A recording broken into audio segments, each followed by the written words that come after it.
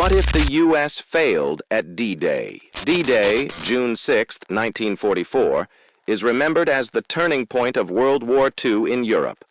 The largest amphibious invasion in history brought together American, British, Canadian, and Allied forces in a desperate bid to break through Hitler's Atlantic Wall and open a new front against Nazi Germany.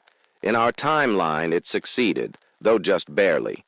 Fierce fighting at Omaha Beach, terrible weather, and logistical challenges nearly doomed the invasion. Yet through determination and overwhelming numbers, the Allies carved out a foothold in Normandy. From there, they liberated France, pushed into Belgium, and drove across the Rhine into Germany. But imagine for a moment if those fragile successes had turned into catastrophic failure. What if the U.S. and its allies had been repelled at the beaches? What if the Germans had pushed them back into the sea, crushing the invasion force before it could secure a landing? The consequences would have stretched far beyond Normandy, shaping not just the war's outcome, but the entire 20th century. To understand the gravity of such a failure, we must first consider the immediate battlefield situation. The German defenses on the Normandy coast were formidable. The Atlantic Wall, though not as impregnable as Nazi propaganda claimed, was bristling with machine guns, artillery, bunkers, and mines. In our reality, Allied paratroopers landed behind enemy lines to disrupt communications. But in this alternate history, let's imagine those airborne divisions were scattered too far, too wide, and failed to secure critical bridges and crossroads. German reinforcements could have rushed to the beaches much faster. Now picture Omaha Beach, the bloodiest of the landings. Historically, American forces were pinned down for hours, with many units suffering devastating casualties. In this alternate timeline, instead of eventually breaking through, the U.S. assault collapses. Tanks meant to provide fire support sink in the rough surf. Engineers trying to clear obstacles are overwhelmed. The German 352nd Infantry Division, heavily entrenched, holds its ground. Communications between the landing craft and command ships fail, creating chaos. Instead of a tenuous but real advance inland, the beach becomes a slaughter, and commanders order a retreat to preserve what forces remain. At the same time, suppose the landings at Utah, Gold, Juno, and Sword Beaches also stall. The British and Canadian forces, though determined, face concentrated German artillery fire and counterattacks from panzer divisions. Rommel, who had argued for immediate armored counterstrikes, sees his strategy vindicated. German tanks roll toward the beaches before the Allies can fully establish a defensive perimeter. By the end of the day, Allied forces are trapped on shrinking pockets of sand, unable to advance inland and unable to hold their ground. Naval guns provide cover, but it is not enough. The logistical nightmare also plays a role. D-Day relied on an extraordinary level of coordination. Tides, weather, and timing all had to align. In this scenario, worsening storms scatter the landing fleet, destroy temporary harbors, and cut off resupply efforts. Without fresh waves of men, ammunition, and equipment, the initial landings wither under German counterattacks. By nightfall, Eisenhower faces the unthinkable. The invasion has failed. Tens of thousands of Allied troops are dead, captured, or retreating. The greatest gamble of the war has ended in disaster. The immediate consequences of such a failure would have been profound. First, the psychological shock. D-Day was not just a military operation. It was a symbol of Allied determination. A collapse on that scale would have shaken morale in Britain and the United States. Citizens who had endured years of rationing, bombing, and sacrifice would question whether victory was achievable. Political leaders would face immense pressure to explain the loss and reconsider their strategies. Second, the military setback would have been severe. The Allies had invested enormous resources into D-Day, hundreds of thousands of soldiers, thousands of ships, and months of preparation. Losing all of that in a single day would have crippled their ability to launch another invasion quickly. It could have delayed a second attempt by at least a year, perhaps longer. During that time, Germany would have reinforced its coastal defenses even further, making the next invasion attempt even more difficult. Third, the Germans would have gained a temporary but crucial reprieve. Hitler, despite his delusions and poor strategic decisions, would have seen a failed D-Day as vindication of his Atlantic Wall. Nazi propaganda would have trumpeted the victory as proof of German strength and Allied weakness. Occupied Europe, still under Nazi rule, might have lost hope in liberation. Resistance movements in France and elsewhere would have been crushed more brutally as German forces redirected their energy toward tightening control. This failure would not only affect the battlefield in France, but also the wider strategic picture. With no Western front to relieve pressure, the Soviet Union would remain the sole force grinding down the German war machine in the East. Stalin, already distrustful of his allies, would have accused the U.S. and Britain of incompetence or even betrayal. The alliance between East and West, fragile at the best of times, would have been pushed to the breaking point. Thus, the collapse of D-Day would not just be remembered as a failed military operation, but as the turning point that reshaped the entire trajectory of World War II. If the U.S. and its allies had failed on June 6, 1944, the immediate aftermath would have reshaped the course of the war. Normandy was not just another battlefield. It was the long-awaited Second Front that Joseph Stalin had demanded for years. Its collapse would have shifted both military and political dynamics across the globe. Let's begin with Europe itself. With the invasion crushed, Germany would have gained a sudden surge of confidence. For months, German propaganda had warned its people that an invasion was imminent. A failed D-Day would have been celebrated as proof that the Reich could withstand the combined might of the Allies. Newspapers, radio broadcasts, and speeches would have painted the Normandy beaches as a graveyard of Allied ambitions. For a regime already showing cracks, this victory would have offered a lifeline, a morale boost not just for German citizens, but for soldiers fighting on multiple fronts. For Hitler, the failed invasion would have been a validation of his defensive strategy. Though many of his generals had doubted the Atlantic Wall, Hitler had poured enormous resources into it. Now, with the Allies defeated, he could claim that his vision had been right all along. This psychological victory might have bought him more loyalty from wavering allies and a firmer grip over occupied Europe. Leaders in Vichy France or collaborators in Belgium, the Netherlands, and Norway would have felt pressure to double down on their cooperation. Resistance groups, seeing no liberation on the horizon, would have faced brutal repression. The Gestapo would have worked relentlessly to root them out, while German forces redeployed from the coasts to hunt down partisans. The military benefits to Germany would also have been significant, though temporary. A failed invasion meant that hundreds of thousands of Allied troops were lost or incapacitated, and thousands of ships and aircraft destroyed or damaged.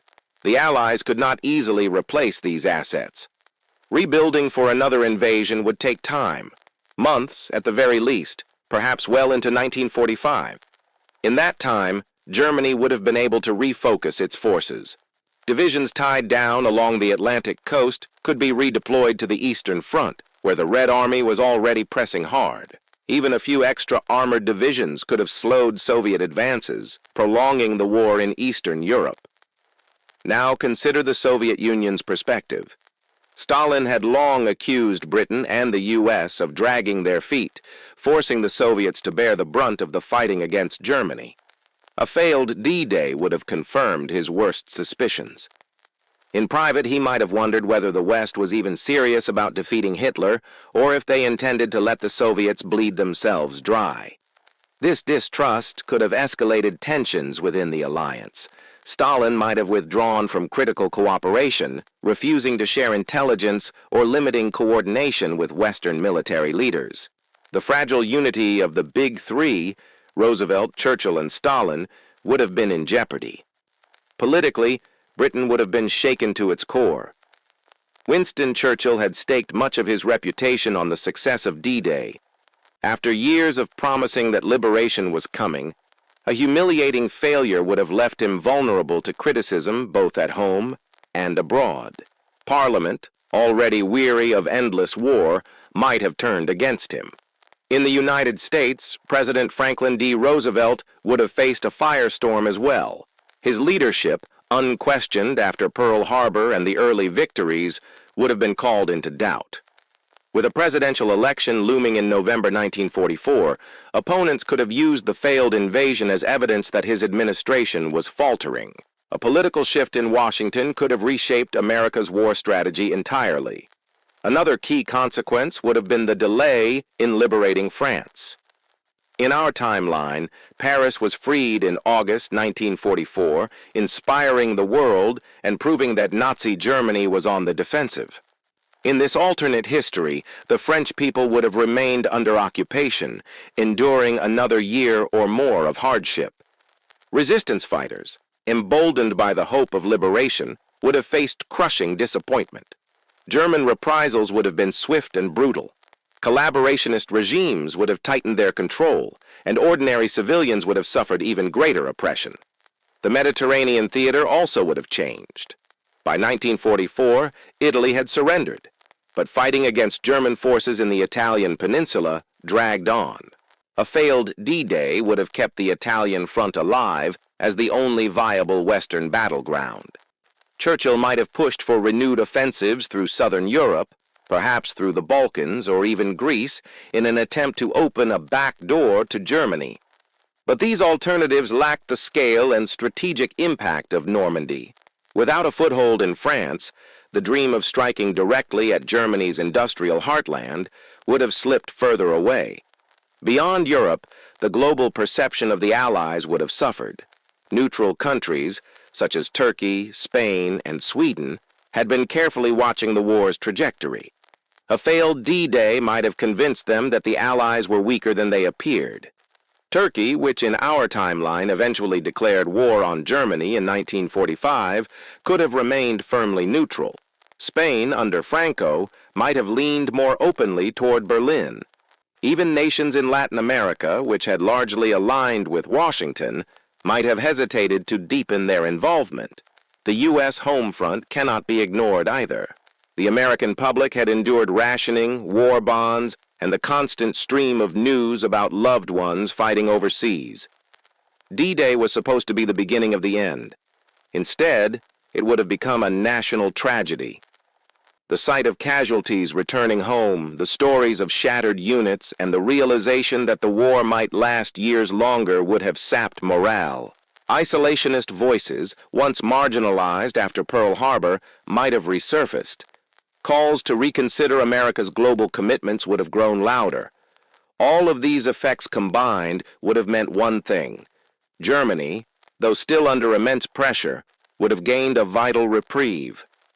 Time was the most precious commodity for Hitler's regime, and a failed D-Day would have bought him more of it. While the war's ultimate outcome may still have tilted against the Axis, the path to victory would have been longer, bloodier, and far less certain. With the invasion crushed and the Allies reeling, the consequences would have spread far beyond Europe. The ripple effects of failure on June 6, 1944, would have touched every theater of war, reshaping global strategies and even the post-war world that would follow. One of the most immediate consequences would have been the timetable of the war itself. In our reality, the Allies began their rapid push across France after D-Day, liberating Paris by August and advancing to the German border by the end of the year. Without Normandy, that momentum would never have existed. Instead, the Western Allies would have faced a long and painful delay, struggling to find another opportunity to strike at Hitler's fortress Europe. Every month lost would have meant more lives sacrificed, more resources consumed, and more uncertainty about ultimate victory. The Allies might have considered new options for opening a Western front. The Mediterranean would have seemed the most obvious. Fighting in Italy had already proven difficult, with the rugged terrain favoring German defenders. Yet, without a foothold in France, Churchill and Roosevelt might have been forced to double down on this theater. Imagine Allied armies pushing north through the Alps, or even staging fresh landings along the Adriatic coast to threaten the Balkans. These moves, however, lacked the direct punch of Normandy. They would have drawn out the war, stretching supply lines and exhausting armies. Across the Atlantic, American planners would have faced a dilemma.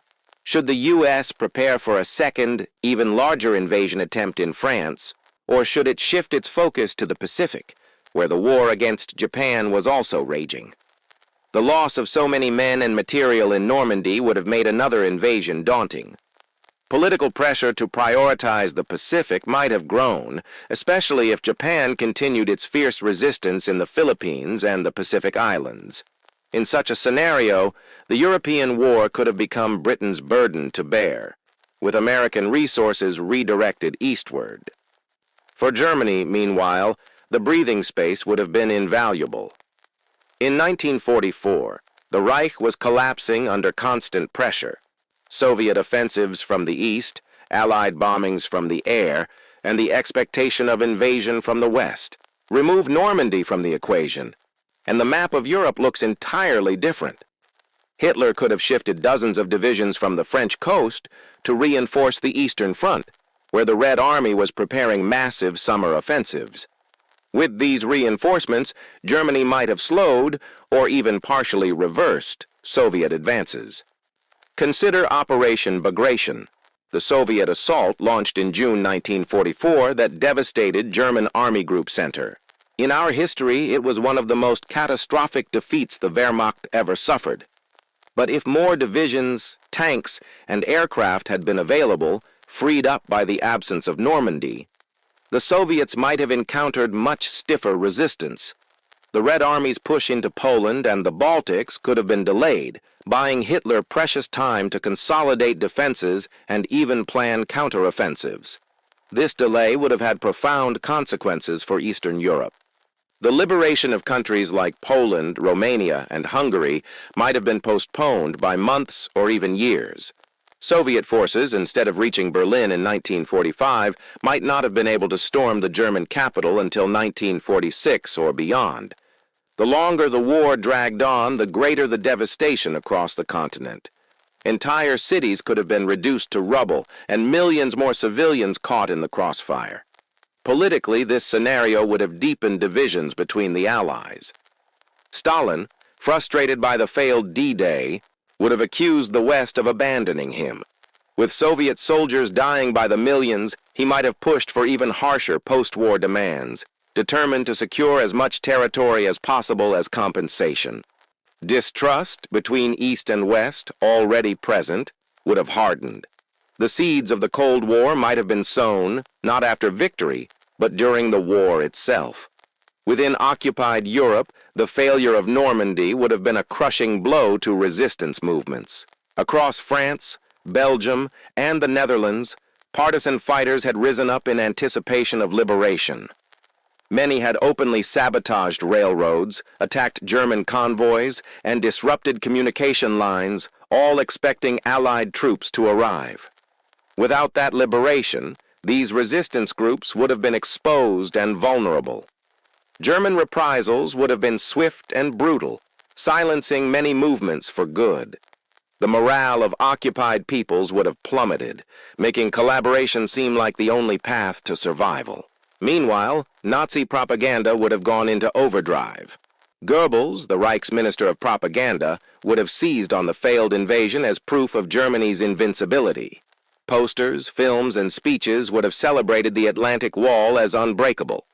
Citizens across occupied Europe would have been bombarded with the message that liberation was impossible.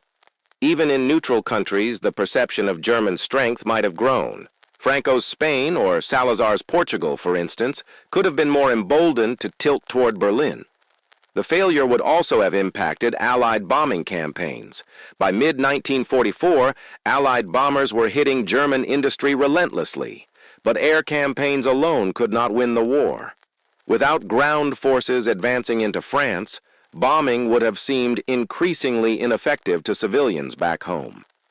Public support for the bombing raids, which already carried heavy losses, might have begun to erode. Calls for a negotiated peace, particularly in Britain, where war weariness was strongest, could have gained traction. On the home front in the United States, the psychological effect of Normandy's failure would have been enormous. D-Day was marketed as the decisive moment, the long-awaited liberation. Instead, it would have been remembered as a national tragedy. Newspapers would have published casualty lists stretching on for pages. Families across the nation would have mourned sons, brothers, and fathers lost on the beaches of France. In such an atmosphere, isolationist voices might have regained strength. The question, "Is Europe worth it?" could have echoed once again in Congress and in the press. Economically, the consequences would have been staggering as well. Billions of dollars had gone into planning and executing Operation Overlord. The loss of ships, tanks, planes, and manpower would have been nearly incalculable. The U.S. economy, though vast, would have struggled to replace these losses quickly. Britain, already drained, would have been crippled financially. The Soviet Union, by contrast, would have continued to absorb enormous casualties while pushing forward. The imbalance in sacrifices would have only sharpened tensions among the Allies, and looming over all of this was the terrifying possibility that Germany might have developed advanced weapons before the Allies could recover. By 1944, German scientists were experimenting with jet aircraft, guided missiles, and even early concepts of nuclear technology. With more time and fewer distractions on the Western Front, these projects might have advanced more quickly. Imagine a world where V-2 rockets, armed with chemical or even nuclear warheads, rained down on London or Moscow. The failed invasion could have given Hitler the breathing room he needed to unleash weapons that changed the very nature of warfare. In this alternate history, the collapse of D-Day would not have guaranteed a German victory, but it would have radically shifted the balance, prolonging the war, deepening mistrust among the Allies, and creating opportunities for the Axis to recover. Instead of a Europe liberated in 1945, the continent might have endured another year or two of unimaginable suffering. The world beyond Europe would not have been spared the consequences of a failed Normandy invasion. In fact, the ripple effects would have reshaped the balance of power across the globe, from the Pacific Islands to the corridors of diplomacy in Washington, London, and Moscow. In our history, the success of D-Day provided the Allies with a vital sense of momentum. It signaled to the world that the end of Nazi Germany was approaching, and it gave occupied nations hope that liberation was not just a dream. Without it, the war's trajectory would have seemed far less certain. The failure would have opened up pressing questions. Could the Allies win at all, or was the war destined to drag on indefinitely? One major consequence would have been the strengthening of the Japanese position in Asia and the Pacific. While the battles of the Pacific were fought thousands of miles away from Normandy, the resources required to plan and execute Operation Overlord had direct implications for the war against Japan. In the event of failure, Washington might have diverted ships, planes, and divisions away from Europe to reinforce the Pacific theater. Instead of a balanced two-front strategy, the U.S. might have shifted its weight decisively eastward. This redirection could have accelerated the downfall of Japan, but left Europe smoldering under Nazi control for far longer. Imagine a scenario in which American bombers strike Tokyo with growing intensity in late 1944, while MacArthur pushes more aggressively into the Philippines. Japan might have collapsed sooner, possibly even before the development of the atomic bomb. Yet this victory would have come at the cost of Europe, which would remain locked in a bloody stalemate. For Britain, the implications would have been dire. London had already endured years of bombing, rationing, and relentless strain on its economy.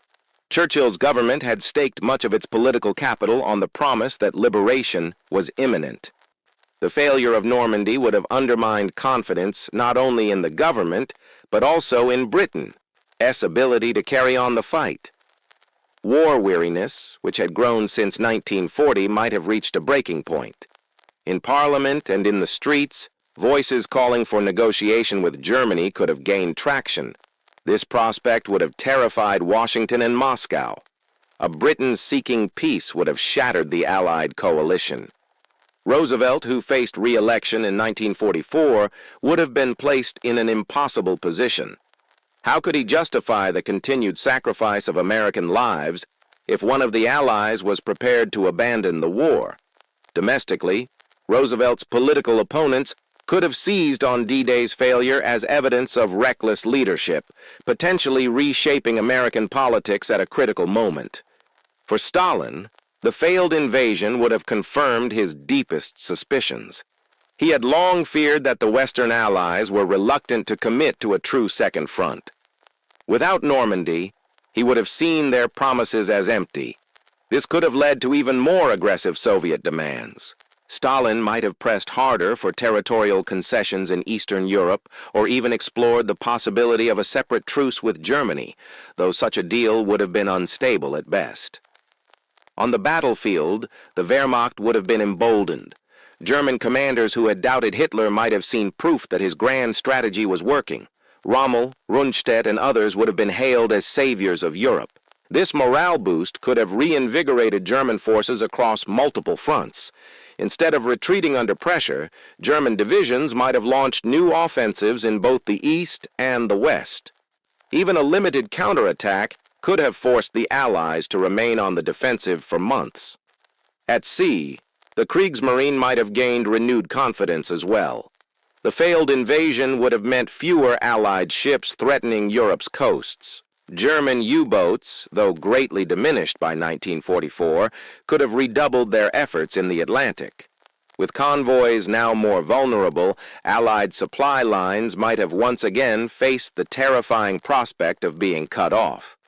The Battle of the Atlantic, largely considered won by mid-1944, could have reignited, choking the flow of men and material needed for future operations. Air power, too, would have taken on new importance. In reality, Allied air supremacy after D-Day was decisive, allowing bombers to strike deep into Germany while fighters swept the skies clear of opposition. But without ground forces advancing through France, air operations would have seemed detached from strategic goals. The Luftwaffe, spared from having to fight over Normandy, might have redirected resources to defend the Reich. This could have prolonged German industrial output, giving Hitler more weapons with which to resist. Meanwhile, in occupied Europe, the effects on civilians would have been profound. Resistance fighters, emboldened by the promise of Allied liberation, would have faced a grim new reality. The failure of D-Day would have left them vulnerable, with German forces cracking down mercilessly. Networks carefully built over years could have been dismantled in weeks.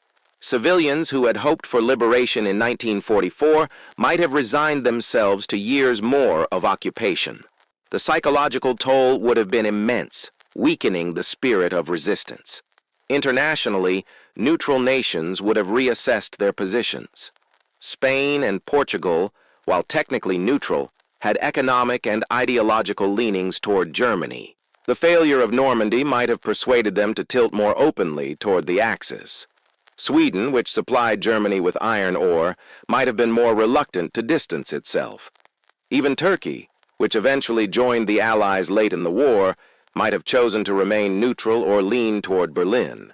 Global alliances would have shifted, isolating the Allies further. And then there was the question of the atomic bomb. In our reality, the Manhattan Project advanced rapidly while Allied armies closed in on Germany and Japan. But if the war in Europe dragged on, would the U.S. have considered using the bomb against Germany instead of Japan? Imagine the possibility: Berlin or Hamburg, not Hiroshima, as the first city in history destroyed by nuclear fire. The moral, political, and strategic consequences of such a decision would have been staggering. In this alternate timeline, the failed D-Day would not have meant immediate Axis victory, but it would have shattered the certainty of eventual Allied success. Every front would have grown more desperate, every decision more fraught with risk. The war would have become a grinding contest of endurance, with no clear end in sight.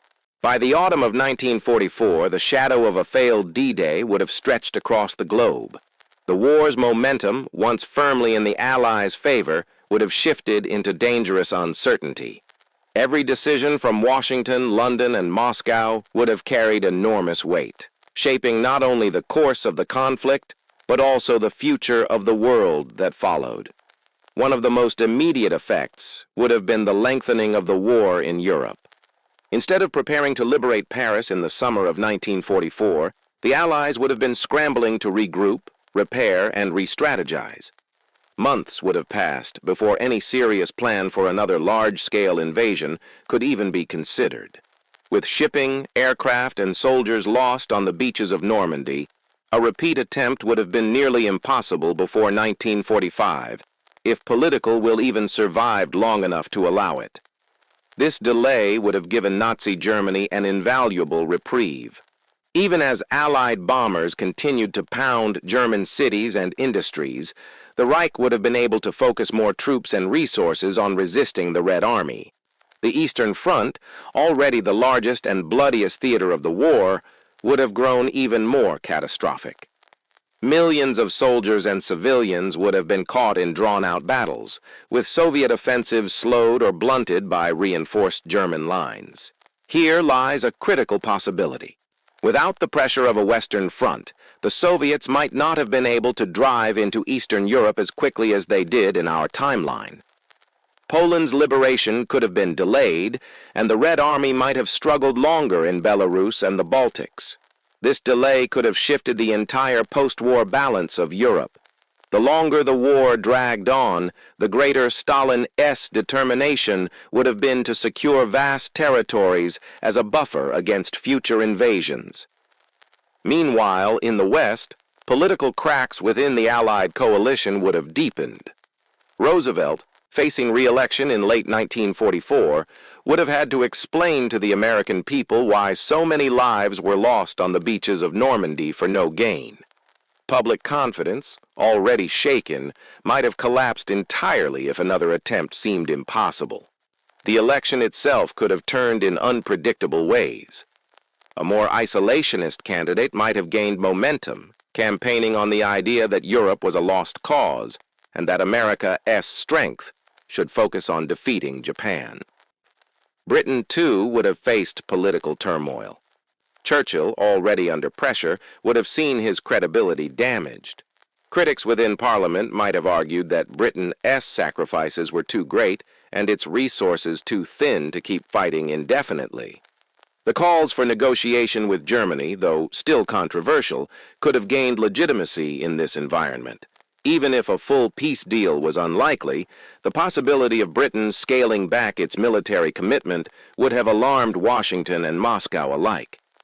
The war in the Pacific would also have been altered dramatically. With the Normandy invasion in ruins, U.S. commanders might have prioritized ending the war against Japan more quickly. Resources earmarked for Europe, ships, planes, manpower, might have been redirected toward the Pacific theater. The invasions of the Philippines, Iwo Jima, and Okinawa could have been larger and faster, perhaps hastening Japan's defeat. Ironically, the Pacific might have seen victory sooner, even as Europe remained trapped in a brutal stalemate. But the most profound shift might have been psychological. The myth of Nazi invincibility, shattered in our history by Normandy, would have remained intact. German propaganda would have declared the Atlantic Wall unbreakable, and many across occupied Europe would have believed it. Resistance fighters would have faced despair, their dreams of liberation dashed. The sense that Germany could still hold on, and perhaps even win, would have spread across both Axis and neutral nations. This altered perception would have had global consequences. In Latin America, where several nations had only recently joined the Allies, governments might have reconsidered their positions. Neutral countries like Sweden, Switzerland, and Turkey might have hedged more strongly toward Berlin. Even distant observers, such as India under British control, could have questioned whether the Allied cause was still winnable. The economic toll of the failed invasion would also have been staggering.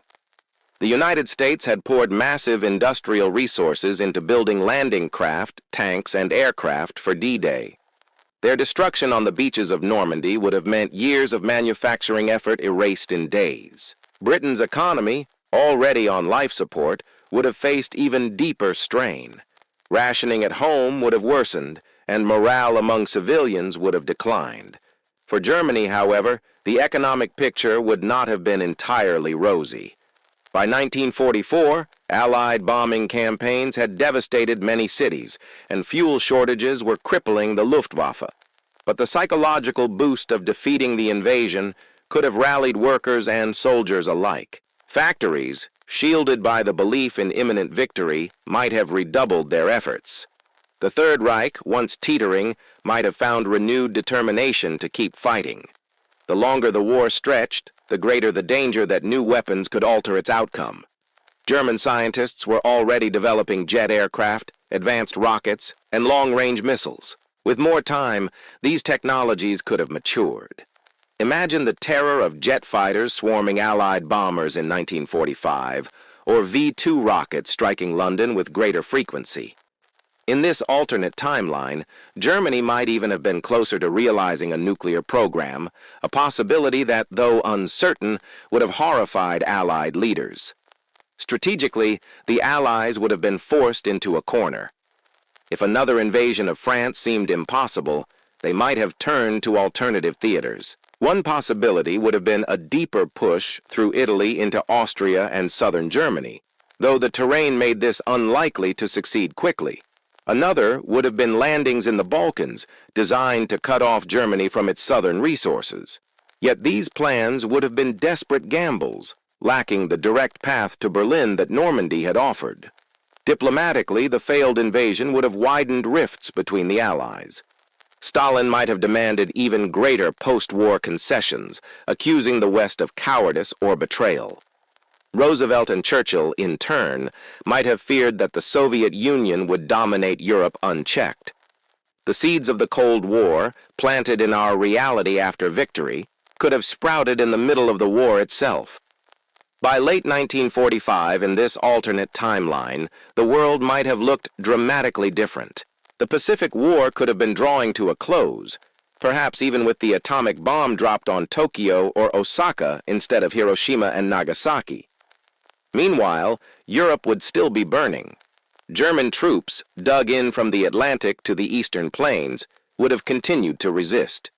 The Soviets, bloodied but relentless, would have kept advancing, determined to claim as much of the continent as possible. And for ordinary people across Europe, life under Nazi occupation would have dragged on, months or even years longer than in our history. Families would have faced hunger, fear, and the uncertainty of whether liberation would ever come. The war, already the deadliest in history, would have grown even darker. In this scenario, the failure of D-Day would not have meant a quick German victory.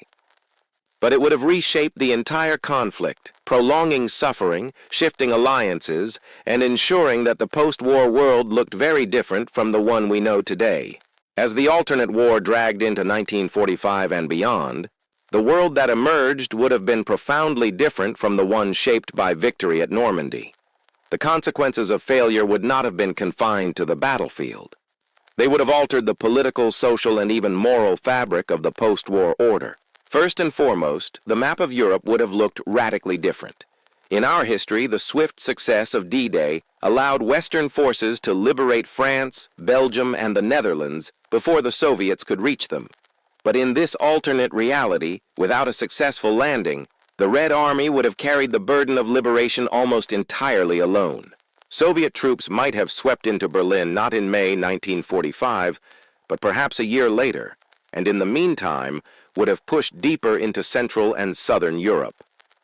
This extended advance would have left Stalin with far greater leverage in shaping the continent. Poland, Czechoslovakia, Hungary, Romania, and Bulgaria were all drawn into the Soviet sphere in our timeline. But now, with no Western armies in France or Germany, Stalin could have pressed even further west.